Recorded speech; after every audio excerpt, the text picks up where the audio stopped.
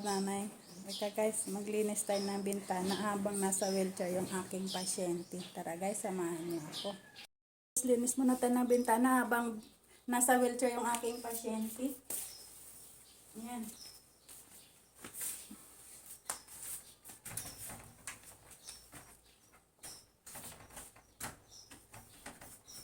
Parang nasa abroad lang din.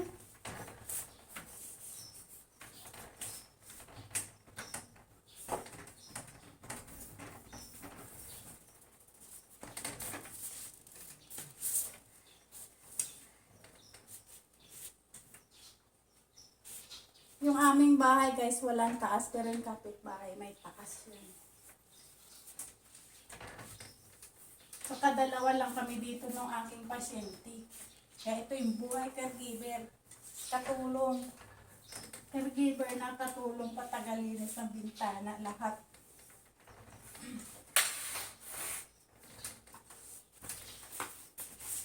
Hindi naman masyadong marumi yan guys. Okay na yan. Doon na naman tayo sa kabila guys. 3 bintana lang naman to dito. 3 bintana lang to dito guys. Doon na naman tayo sa labas. Ayan.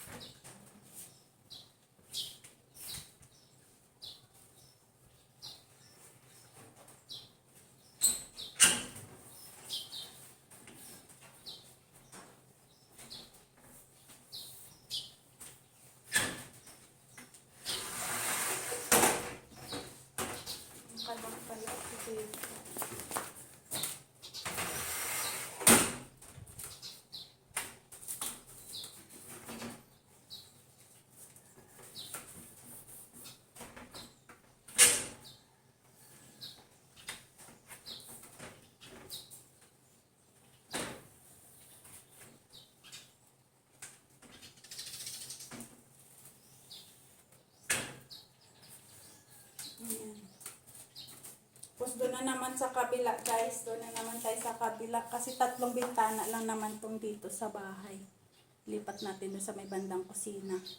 Yan na, caregiver na, taga-kuskus pa ng bintana. Ayan guys, dito tayo. Ayan, madilim. Yan guys, ang daming bunga ng mangga oh. Bakit madilim to dito? Ayan.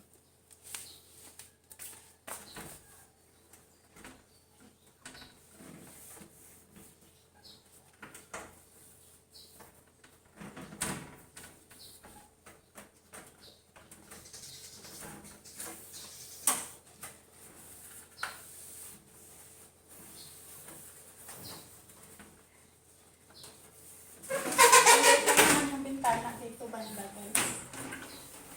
Kasi maliit lang naman tong bahay.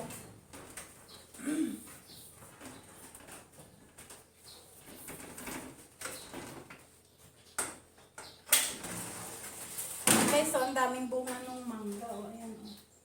Diba? Pagbukas ko lang ng bintana, may mangga na kaagad.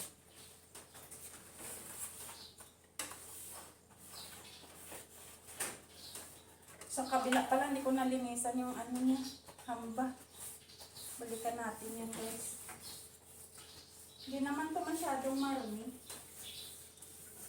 Pero kailangan ko lang isingit-singit habang ano yung aking pasyente.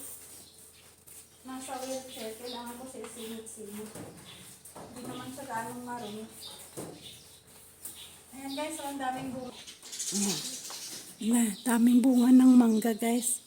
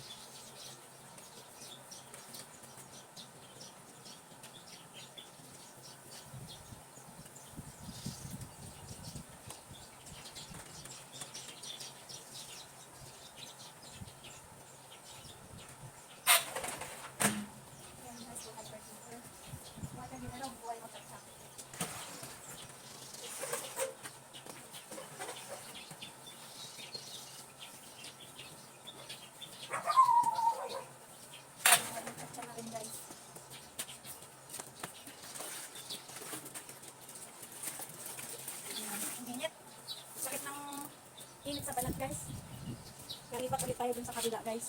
Dun sa kabilang bintana. Yung river na, patapos na ng bintana.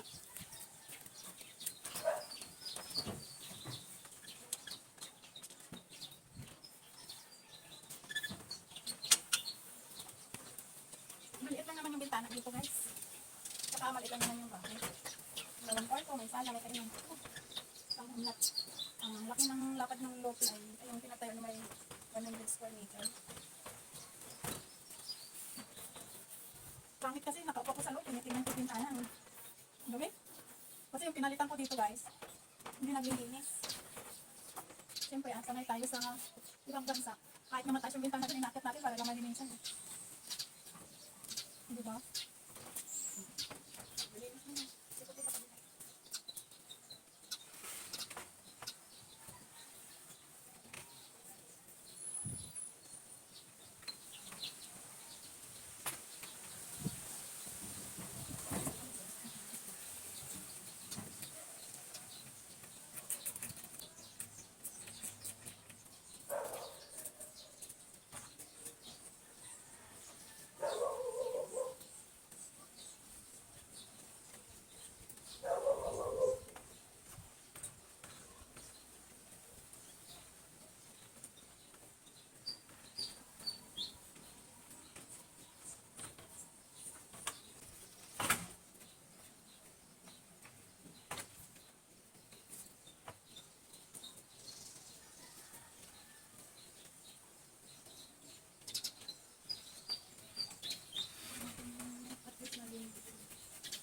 Papahilo pa ako na aking pasyente lang.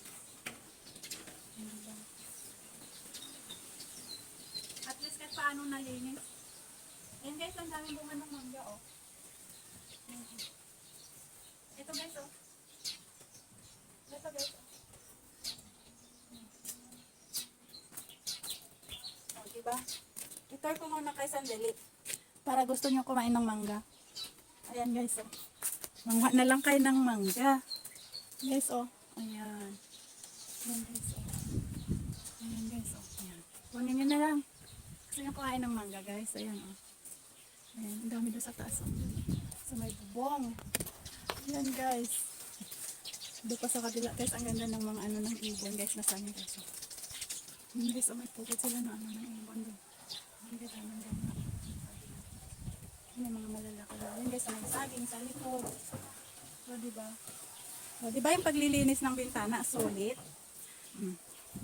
Kung naglilinis ng bintana, itutur ko kayo dito. Ayan guys. Ayun pa guys, ang daming bunga. O, diba? Kayo din ba naglilinis ng bintana? O, may oregano tuyong-tuyo guys. O. Grabe yung ulan. Ay, yung panahon ngayon, sobrang init. Ayan guys. O, tingnan yung papaya, tuyong-tuyo. Diba? Ganito lang ba sa probinsya? Naglilinis ng bintana.